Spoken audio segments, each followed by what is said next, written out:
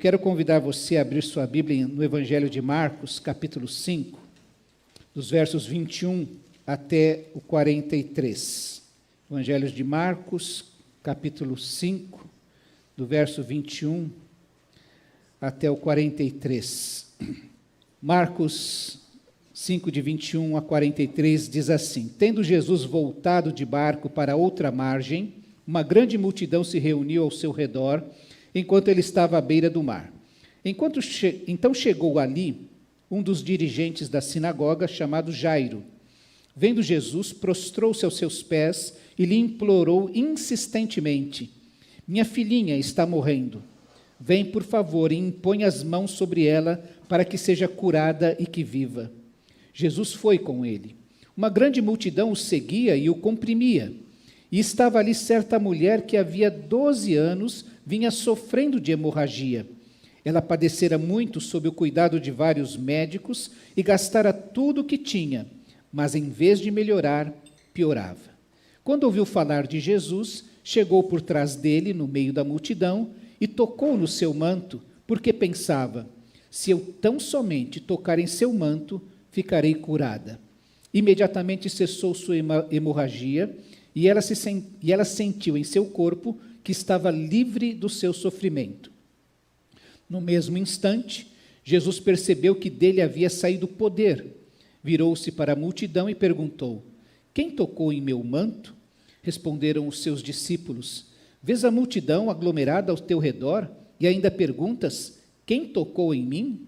Mas Jesus continuou olhando ao seu redor para ver quem tinha feito aquilo.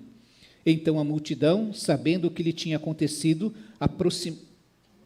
Então a mulher, sabendo o que lhe tinha acontecido, aproximou-se, prostrou-se aos seus pés e, tremendo de medo, contou-lhe toda a verdade. Então ele lhe disse: Filha, a sua fé a curou. Vá em paz e fique livre do seu sofrimento. Enquanto Jesus ainda estava falando, chegaram algumas pessoas da casa de Jairo, o dirigente da sinagoga. Sua filha morreu, disseram eles. Não precisa mais incomodar o mestre. Não fazendo caso do que eles disseram, Jesus disse ao dirigente da sinagoga: Não tenha medo, tão somente creia. E não deixou ninguém segui-lo, senão Pedro, Tiago e João, irmão de Tiago. Quando chegaram à casa do dirigente da sinagoga, Jesus viu um alvoroço, com gente chorando e se lamentando em alta voz. Então entrou e lhes disse: Por que todo este alvoroço e lamento? A criança não está morta, mas dorme. Mas todos começaram a rir de Jesus. Ele, porém, ordenou que eles saíssem. Tomou consigo o pai e a mãe da criança e os discípulos que estavam com ele e entrou onde se encontrava a criança. Tomou-a pela mão e disse: Talita cumi, que significa menina, eu lhe ordeno, levante-se. Imediatamente a menina, que tinha 12 anos de idade, levantou-se e começou a andar. Isso os deixou atônitos. Ele deu ordens expressas para que não dissessem nada a ninguém e mandou que dessem a ela alguma coisa para comer. Amém? Vamos orar mais uma vez. Pai querido, abençoa a Tua palavra, que ela venha realizar no nosso coração aquilo que é do Teu agrado. Dirige nossa mente, nosso coração, nossa razão, nossas emoções, ó Deus, para que nós alcancemos, ó Deus, o centro da Tua vontade. É a nossa oração no nome precioso e poderoso do Senhor Jesus Cristo. Amém, ó Deus. Nós estamos falando nesse mês de janeiro sobre discipulado. Nós falamos sobre nos aproximarmos de Jesus, abraçarmos a Jesus, andarmos com Jesus, e hoje eu gostaria de pensar sobre o discipulado como enxergar Jesus de uma maneira diferente da multidão. Todos conhecem Jesus. Vivemos num país que é cristianizado. Aonde você for, alguém sabe o que é uma cruz, quem é Jesus. Todos celebram o Natal. A primeira ação religiosa, quando os portugueses chegaram ao Brasil, foi realizar uma missa. Um dos símbolos do Brasil é um Cristo Redentor. Então, nós somos um país que, quando você fala sobre Jesus, sobre Deus, o povo sabe do que você está falando. mas nem todos têm a mesma percepção a respeito deste Jesus. Quando você começa a se aprofundar um pouquinho a respeito deste relacionamento com Jesus, ou alguma informação mais precisa a respeito de quem é Jesus, você começa a perceber que vão fazendo grandes diferenças as percepções que as pessoas têm. O sincretismo que toma conta do nosso país. Eu gosto de pensar aquilo que C.S. Lewis, já há quase 100 anos atrás, falava no tempo da Primeira Guerra Mundial. Ele fez várias palestras para as tropas como incentivo. E ele falou sobre Jesus, aquilo tudo ele começou a falar no rádio, para alcançar o povo que estava sendo bombardeado e também as tropas que estavam no fronte. E ele dizia o seguinte: quero evitar aqui que alguém diga a enorme tolice que muitos costumam dizer a respeito dele, Jesus. Estou pronto para aceitar a Jesus como um grande mestre de moral, mas não aceito sua reivindicação de ser Deus. Esse é o tipo de coisa que não se deve dizer.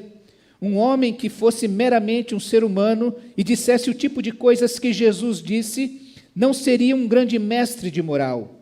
De duas uma, ou ele seria um lunático, do nível de alguém que afirmasse ser um ovo frito, ou então seria o diabo em pessoa.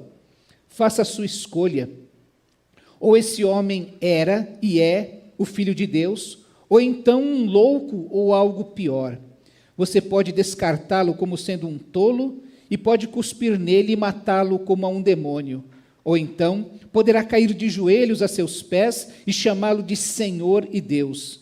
Mas não me venha com essa conversa mole de ele ter sido um grande mestre de moral, pois ele não nos deu essa alternativa e nem tinha essa pretensão.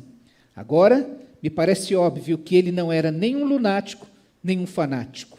E, consequentemente, por mais estranho, aterrorizante ou improvável que possa parecer, tenho de aceitar a visão de que ele era e é Deus. C.S. Lewis, um professor universitário, mas um ex-ateu, chegou com essa confissão a respeito da pessoa de Jesus. E me parece que nós vivemos hoje essa ideia.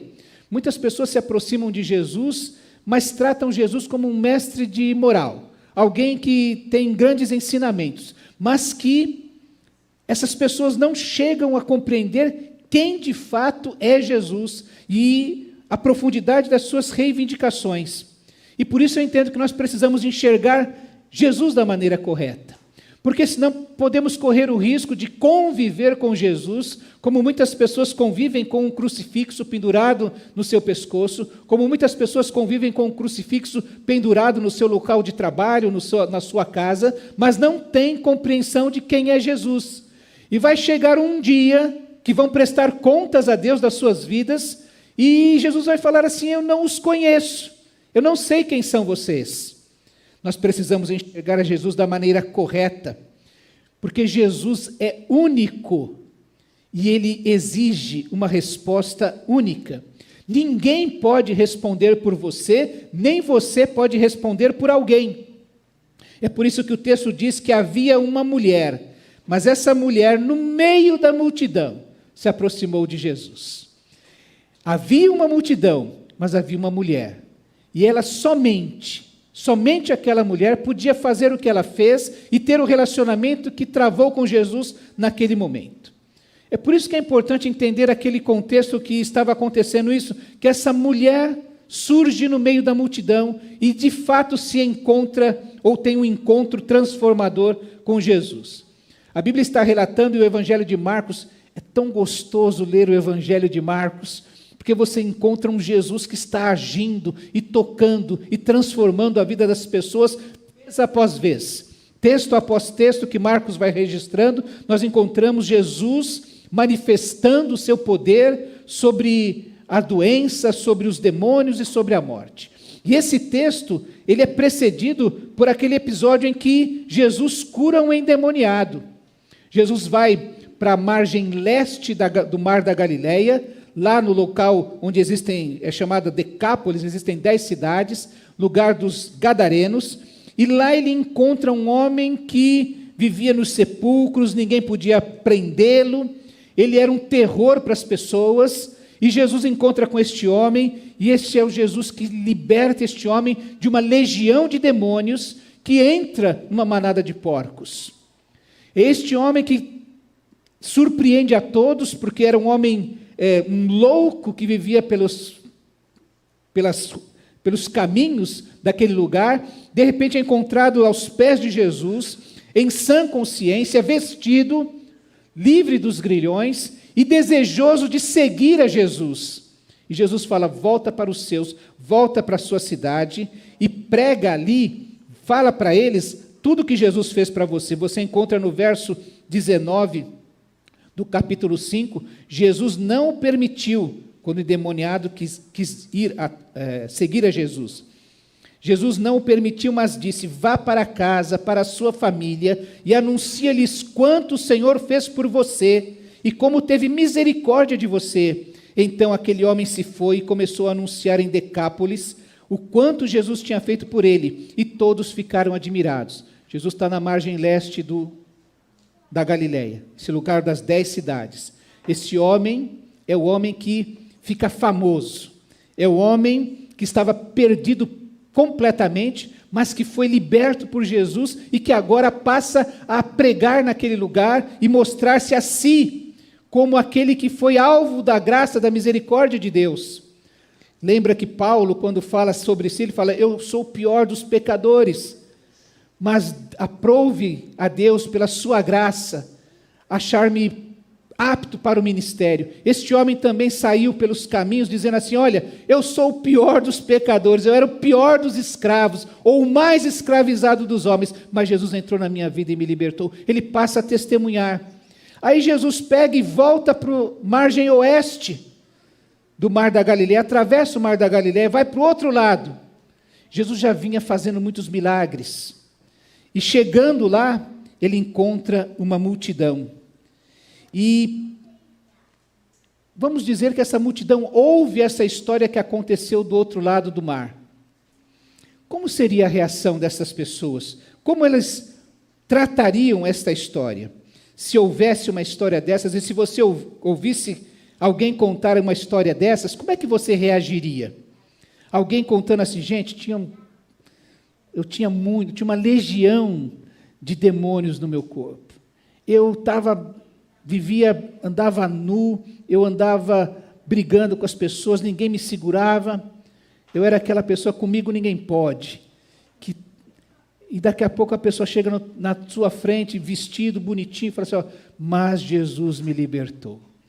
Qual é a reação que se espera dessas pessoas? Eu queria pensar com você a respeito de 3 maneiras de lidar com esta história que é contada, com esse testemunho que é dado, quando alguém chega e diz para você: olha, eu tive um encontro com Jesus que foi transformador, que foi libertador na minha vida. E eu queria pensar com você nessa história que nós lemos aqui no início, que é possível se aproximar de Jesus e tratar Jesus, ou lidar com a pessoa de Jesus, com a expectativa das multidões. Essa é uma primeira maneira. Uma segunda maneira de lidar com a pessoa de Jesus é lidar com a esperança de Jairo, aquele homem que tinha uma filha de 12 anos, a única filha que estava para morrer. E você pode lidar com Jesus com a fé da mulher do fluxo de sangue. Assim como C.S. Lewis nos propõe um trilema: ou Jesus era um louco, ou ele era mentiroso, ou ele era o que ele diz ser. Também aqui a gente só pode lidar com a pessoa de Jesus ou com a expectativa, ou com esperança, ou com fé. E se você for pensar, essas 3 palavras, elas lembram, ou nos remetem ao mesmo tipo de sentimento. Essa ideia de que quando eu tenho fé, eu tenho uma expectativa boa quanto ao futuro. Quando eu tenho fé, eu tenho esperança com aquilo que vai acontecer. E que a fé é uma expectativa a respeito do futuro. Mas eu queria pedir para você, hoje, considerar essas 3 palavras. Se você procurar no dicionário, elas vão se intercambiar, em pensar sobre 3 níveis de relacionamento com Jesus. Todos eles têm expectativa a respeito de Jesus, todos eles têm alguma esperança a respeito de Jesus, todos eles têm algum tipo de fé em Jesus. Mas todas essas palavras revelam níveis diferentes de fé. Elas revelam maneiras diferentes como a gente vem lidando com Jesus. E como eu disse, a primeira é a expectativa da multidão. E quando nós voltamos os nossos olhos para esse texto, a multidão tinha expectativa de que Jesus fizesse milagres, porque Jesus vinha realizando muitos milagres. Era o início do ministério de Jesus, e Jesus realizou muitos milagres, atraiu muitas pessoas atrás de si. Você vai se lembrar que Jesus multiplicou pães, isso trazia multidões atrás dele, e invariavelmente Jesus fala, não divulgue, não saia contando o milagre que você recebeu, do qual você participou, porque Jesus sabia que ainda não havia chegado o seu tempo. Ele tinha muitas tarefas a realizar. E a expectativa que esses homens tinham, que essas multidões tinham, a expectativa é uma situação de quem espera a ocorrência de algo, ou sua probabilidade de ocorrência em determinado momento. Aquilo que é provável é algo que, segundo indícios, pode ocorrer ou ser. Então aquela multidão, olha, nós ouvimos falar que lá ele libertou pessoas, que lá ele curou pessoas, que lá ele salvou pessoas. Então a gente sabe que é possível que isso aconteça. E essas multidões se aproximam de Jesus, chegam perto de Jesus, logo que Jesus volta, desce do barco, na outra margem, diz o verso 21 que uma grande multidão se reuniu ao seu redor, porque a multidão segue Jesus porque tem expectativas, tem grandes expectativas, tem expectativas de que aconteça alguma coisa diferente, ou daquilo que eu ouvi dizer. Quantas vezes vivemos baseados na experiência de outra pessoa? Vivemos lembrando de que o apóstolo Paulo fez, do que o meu pastor viveu, do que minha mãe me contou, e vivemos nessa expectativa de que isso também venha a acontecer na minha vida. A multidão segue Jesus porque tem expectativas. Ela ouviu dizer, ela não tinha presenciado nada ainda, mas estava ali cercando Jesus. Ouvimos dizer que você faz milagres, ouvimos dizer que você faz grandes coisas. A multidão segue Jesus porque tem expectativas, mas a multidão segue Jesus, mas se comporta como uma massa, como uma massa informe que vai sendo levada, como uma boiada. A pior situação que alguém pode viver é perder a sua identidade e ser manobrado. Você já passou por essa experiência? Que você foi usado, que quando você percebeu, você estava lá no meio da multidão? Não sei se você já foi adolescente, assim, e se meteu numa enrascada, porque foi junto com todo mundo. Me lembro, já contei isso aqui para os irmãos, eu era pequeno, e na escola lá resolveram que um dia era das meninas brincarem, outro dia era dos meninos correrem no pátio. Mas no dia das meninas correrem nos pátios, os meninos burlavam a lei. E a gente brincava de pega-pega andando. Não podia correr, a gente andava. Mas alguém foi e entregou a gente para a diretora, e a diretora veio atrás da gente. Todo mundo correu para o banheiro. Criança é tola, né? Vai fugir da diretora, corre para o banheiro. E todo mundo foi pego. Notaram o nome da gente no caderno lá. Correu no pátio no dia que não podia correr. E aí você vai falar, mas como eu estou falando agora, né? Como criança é tola, né? E quando vai ver alguém, pôs pilha, olha, vamos correr, em vez de obedecer à ordem. Essa massa é a massa que se aproxima de Jesus e que comprimia Jesus. Ela não tinha consciência das necessidades de Jairo ou desta mulher que procura Jesus. O verso 24 diz que essa multidão comprimia Jesus.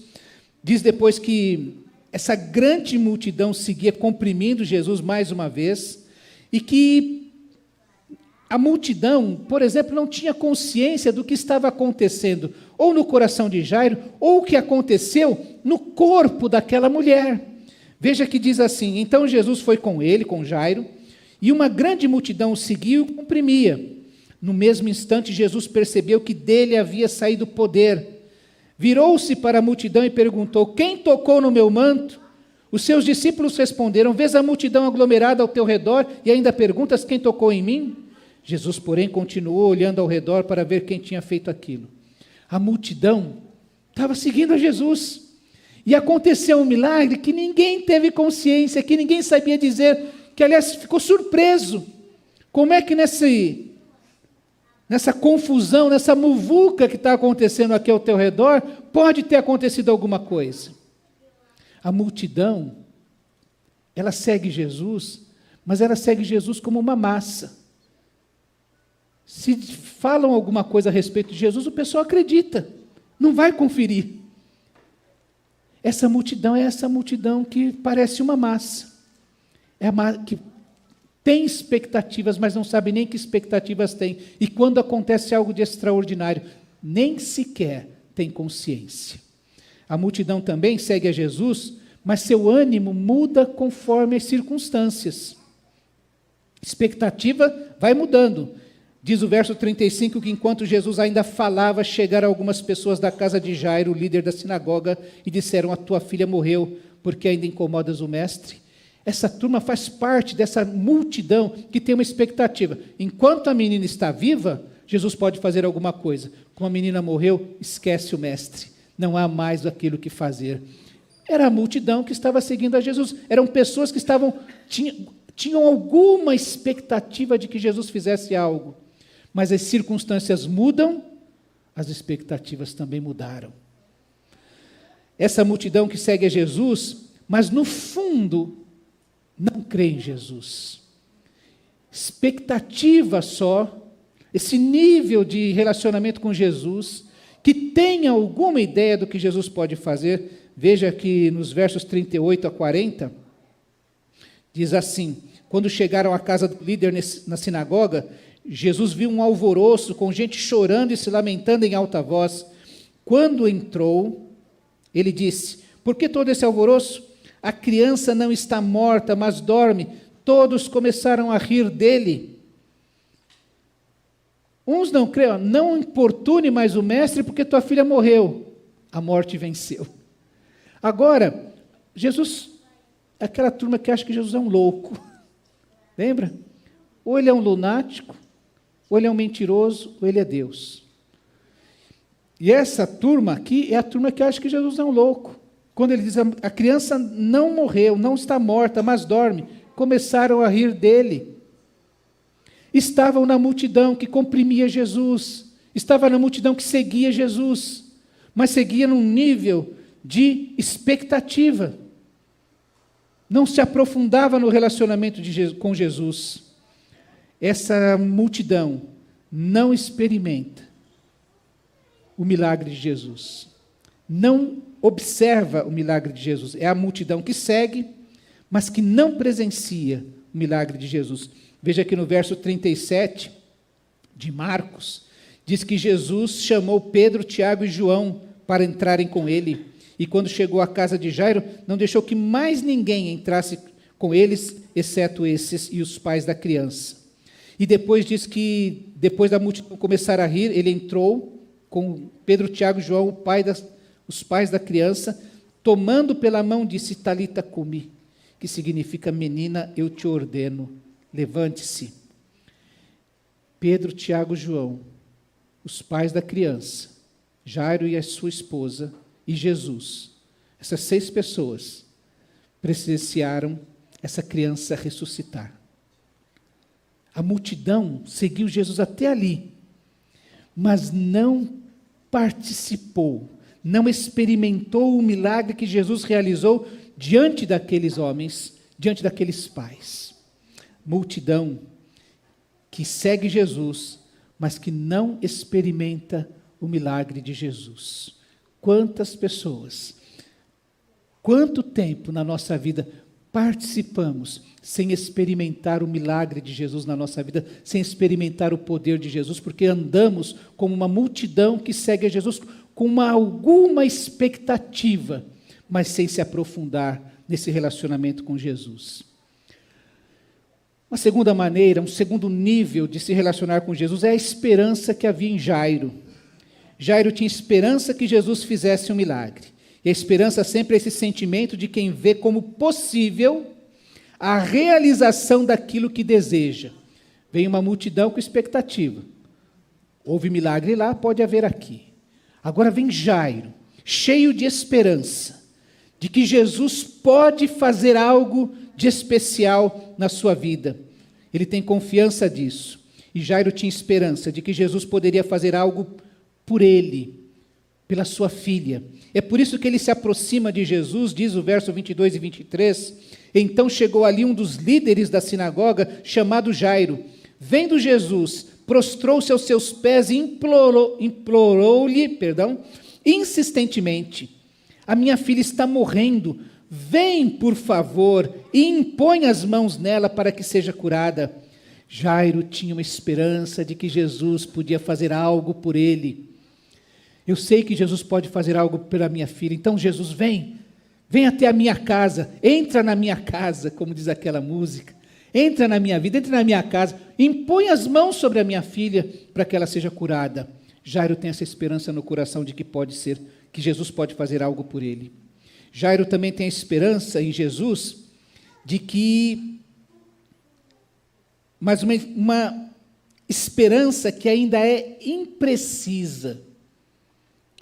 Lembra que eu falei que nós vamos nos aprofundando em níveis, é a expectativa e é esta esperança, porque Jairo sabe que Jesus pode fazer algo pela sua filha, e ele clama por isso, ele implora, mas, o verso 35 e 36 diz: enquanto Jesus ainda falava, chegaram algumas pessoas da casa de Jairo, o líder da sinagoga, e disseram: a tua filha morreu, por que ainda incomodas o mestre?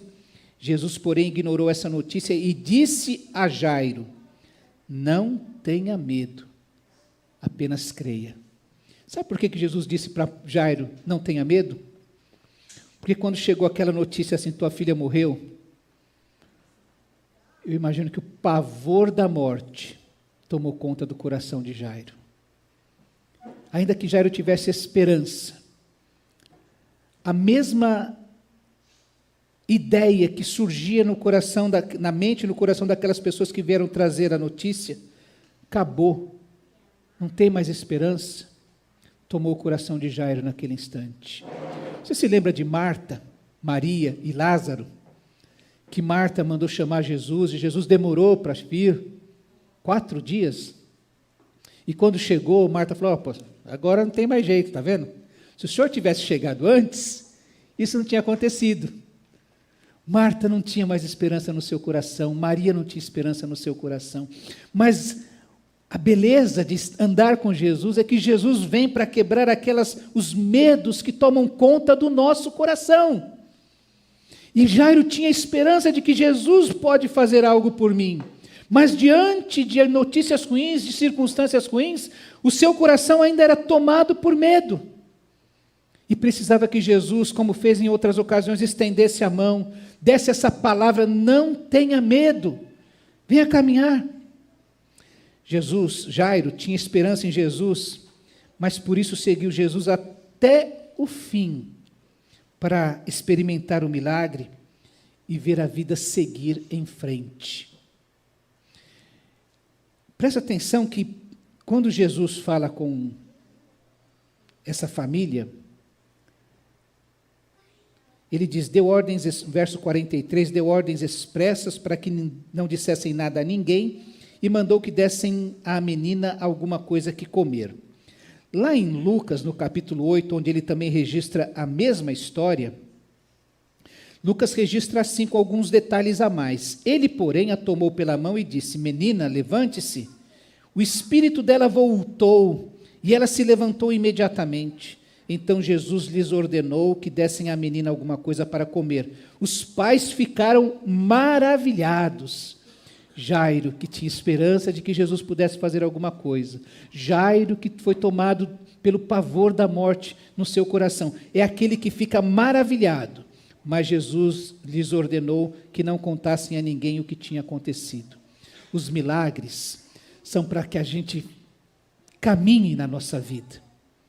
Não é para a gente ficar contando o mesmo milagre 30 anos depois que ele aconteceu, mas é para que o milagre nos devolva para a vida com mais esperança, com um olhar maravilhado, com a certeza de que Jesus caminha e vai continuar fazendo coisas tremendas na nossa vida. Jairo tinha esperança em Jesus. E essa esperança que fez com que ele caminhasse e, ao ouvir a voz de Jesus, mais uma vez dizer, não tema, ele pôde acolher aquilo no seu coração. E ao acolher a voz de Jesus, aquele medo da morte sai.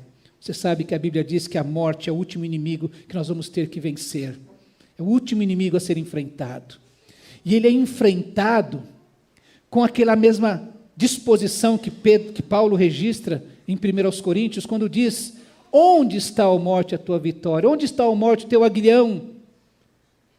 A morte já está vencida, e nós precisamos ser lembrados constantemente, para que a nossa esperança não seja vencida, não seja derrotada nos momentos difíceis, como aquele quando você ouve, a tua filha morreu.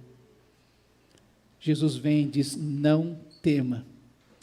A esperança retorna, a esperança se fortalece. E por causa dessa esperança, Jairo pôde presenciar o milagre de Deus na vida da sua filha e na vida da sua família. Mas eu disse que a gente tem expectativas, que a gente tem esperança e que a gente também tem fé. A fé é uma outra história. A fé é um outro negócio. A fé é uma outra profundidade. E é interessante que aquela mulher, essa fé que é chamada de uma confiança absoluta, de um convencimento, de uma certeza que toma conta do nosso coração. É por isso que não é possível existir aquele crente que teve um encontro com Jesus, que nasceu de novo, e que não tem certeza da sua salvação. Porque quando ele teve esse encontro com Jesus, ele foi convencido que Jesus venceu a morte, que Jesus está vivo. Você se lembra que Jesus se apresentou várias vezes, diversas vezes, aos seus discípulos, para provar que ele havia vencido a morte. Toca no meu lado, nos furos da minha mão, toca no meu lado. Restaurar Pedro, apareceu a mais de 500 irmãos, apareceu a tantas pessoas para falar assim, olha, eu venci a morte. E essas pessoas, uma vez que tiveram essa experiência com Jesus ressurreto, que esse Jesus é vivo, é verdadeiro, nunca mais abandonaram esse caminho, morreram afirmando que Jesus era vivo. É por isso que o escritor aos Hebreus diz que a fé é a confiança daquilo que esperamos e a certeza daquilo que não vemos. Porque esta fé é algo sobrenatural, é algo espiritual, é algo que é plantado em nosso coração por esta revelação de Deus a nós. Quando Jesus se apresenta a nós vivo, não crucificado, não morto, mas vivo, real, pronto a falar com qualquer um de nós.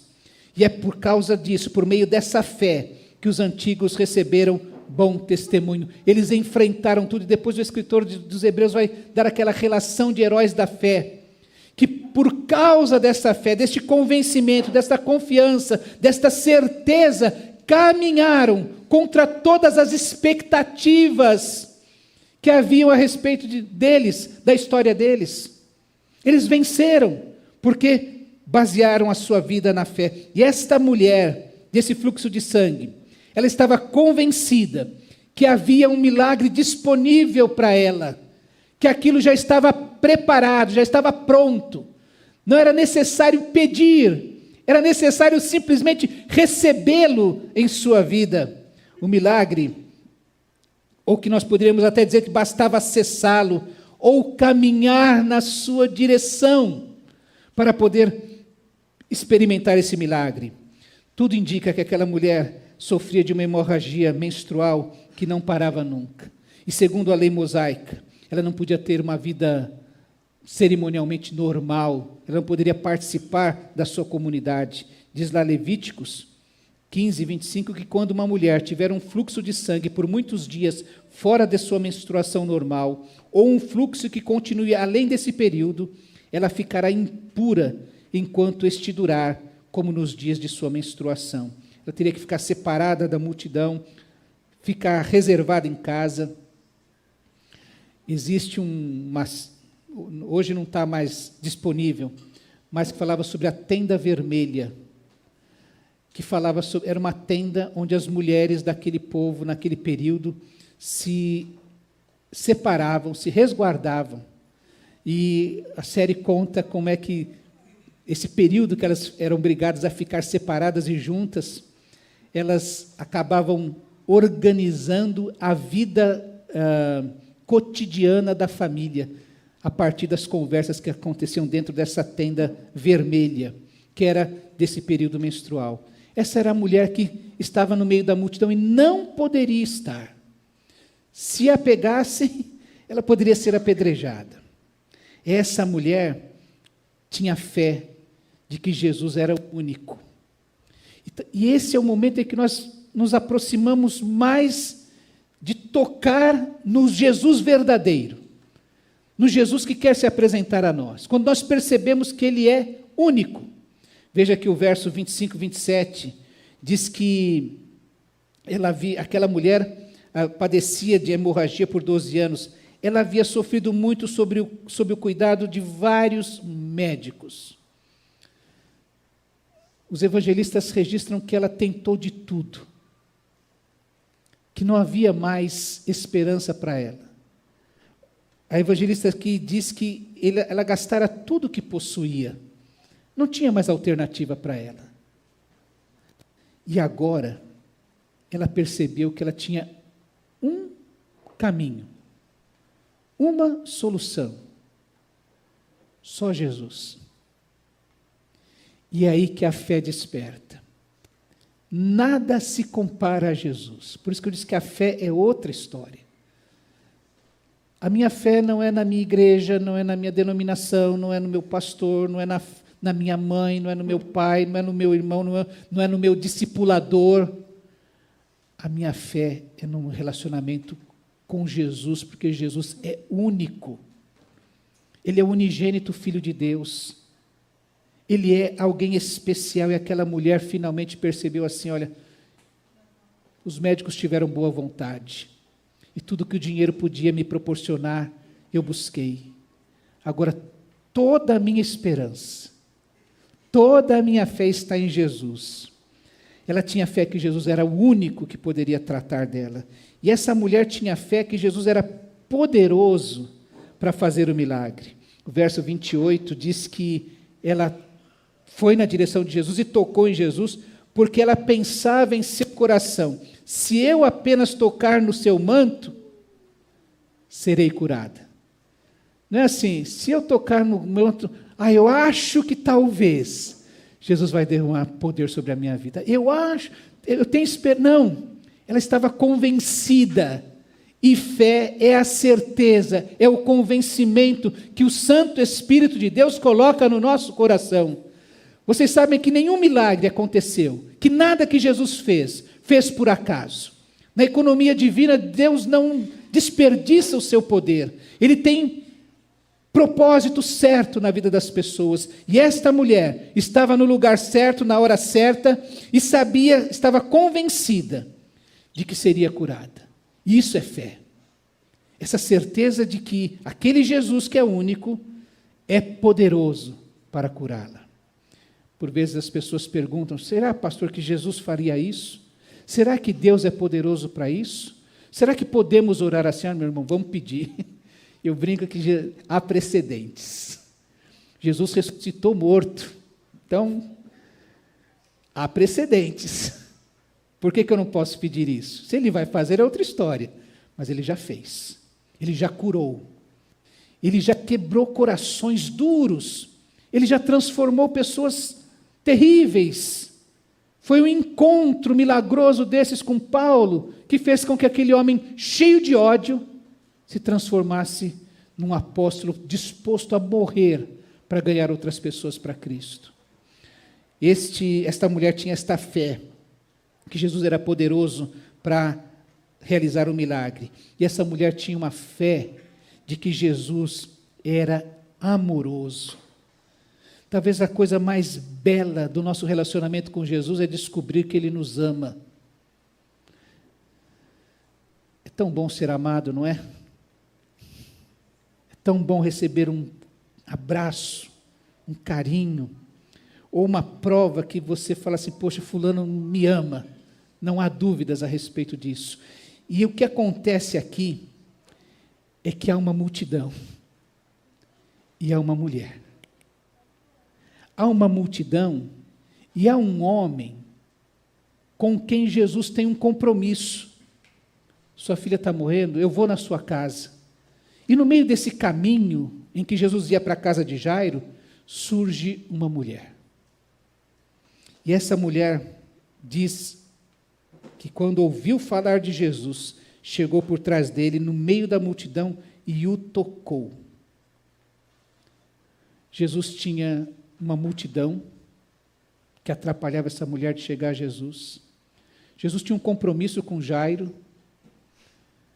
mas Jesus dispensou poder para aquela mulher.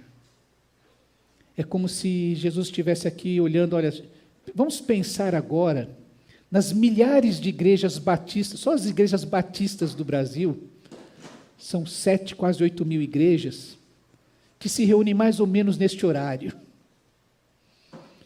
E que cada uma tenha, como nós aqui, 70, 80 pessoas, algumas têm milhares de pessoas reunidas, e Jesus tem que olhar e contemplar o coração dessas milhares de crentes batistas que estão se reunindo neste horário. O milagre de Jesus é que Ele está olhando para o seu coração agora, como Ele dispensou poder para aquela mulher no meio daquela multidão. Nos milhares de crentes que estão buscando Jesus agora, Jesus está contemplando o seu coração, porque Ele ama você. E a Bíblia diz que Ele já provou quanto nos ama, quando morreu na cruz por nós. E a fé é um nível mais profundo de relacionamento com Jesus, é uma outra história, porque a fé nos leva para Jesus. Aquela mulher, havia ali uma mulher que padecia de hemorragia por 12 anos, e quando ouviu falar de Jesus, chegou por trás dele, e no meio da multidão tocou no seu manto. A fé não nos permite ficar no nível da expectativa, sem saber o que está acontecendo direito, sendo empurrado pela multidão. A fé não permite que o medo tome conta do nosso coração e possa mudar o nosso ânimo diante das circunstâncias. A fé nos faz caminhar na direção de Deus e tocar e buscá-lo, até conseguir tocá-lo, até conseguir ser percebido por Ele, até que Ele diga assim, eu dispenso poder para a tua vida. Não vai sair daqui sem o poder que você está buscando. O que você faz diante desse Jesus que você ouviu falar até agora? Como é que o seu coração reage diante disso? A que nível de entendimento a mensagem sobre a pessoa de Jesus penetra no seu coração? Você vai dar uma resposta de pura expectativa? Eu espero que Jesus faça alguma coisa, mas quando você pôr o pé daqui para fora, se chover forte na hora de você sair, você já não tem fé em Deus, você já reclama, você já acha assim, não, Deus já esqueceu de mim, porque foi chover bem na hora de eu sair, parece que a minha vida não está sendo cuidada por Deus. Você talvez esteja com esperança no seu coração, e precisa ouvir assim, olha, Deus ama você e quer fazer algo de extraordinário na sua vida. Talvez você não precise de uma cura física, como aquela mulher precisava, mas talvez você precise de uma cura espiritual. Quanto medo no seu coração, quanta dureza de coração, quanta falta de fé. Talvez no seu coração não haja nem expectativa. E você precisa ser curado disso, porque Jesus quer que você tenha a fé, a certeza, a firmeza de que Jesus ama você. Nível da fé que responde com um passo na direção de Deus. Eu quero convidar você hoje a dar um passo na direção de Deus, a tocar em Jesus de maneira real, não sair daqui com dúvidas no coração, movido pelas circunstâncias, ou que as circunstâncias tenham o poder de aplacar, de diminuir, de enfraquecer a sua fé. Eu quero convidar você a dar um passo de fé, e quando eu falo um passo, é um passo literal, vindo aqui à frente, para orar por você. Então eu quero convidar você a fechar os seus olhos, e falar assim: Senhor Jesus, eu preciso dar um passo de fé, para além das expectativas. Faça isso agora, se levanta e vem aqui, quero orar com você. Jesus está convidando você para isso. É com você que Jesus está falando. Jesus está convidando você a dar esse passo de fé. É com você que Jesus está falando, para que haja transformação na sua vida, na vida desta igreja. É com você que Jesus está falando. Vamos orar. Deus querido,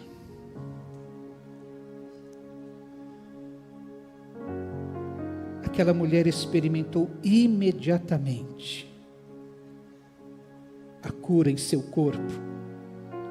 E nós vimos aqui, ó Deus, nessa expectativa de que o mesmo poder, o mesmo amor, o mesmo Jesus se manifesta agora, para de maneira imediata, ó Deus, nos curar de maneiras erradas que temos nos relacionado contigo, desta fé que ainda vacila, ó Deus, dessa esperança que ainda vacila, e nos infundir, ó Deus, esta fé, esta certeza, esta convicção, ó Deus, este convencimento que vem do seu Santo Espírito, para podermos caminhar, ó Deus, curados de todas estas coisas, para viver uma vida nova, renovada, abundante, contigo e na tua presença, ó Deus. O Senhor conhece os corações aqui, no meio da multidão, das multidões que te adoram agora por todo o Brasil, ó Deus, por todo o mundo. O Senhor consegue contemplar o coração de cada um neste instante, e nós te pedimos, dispensa o teu poder, a tua virtude, para de maneira milagrosa, imediata, ó Deus, trazer as curas que cada um tem necessidade, ó Deus, porque a tua graça se manifesta assim sobre a nossa vida, trazendo aquilo que cada um de nós necessita, para andar mais próximo de ti, crescer na graça e no conhecimento de nosso amado Senhor e Salvador Jesus Cristo. Ó Deus, manifesta esta cura na vida dos teus servos, nesta noite. É assim que nós oramos, ó Deus, no nome poderoso, amoroso, precioso do nosso Salvador Jesus Cristo. Amém, ó Deus.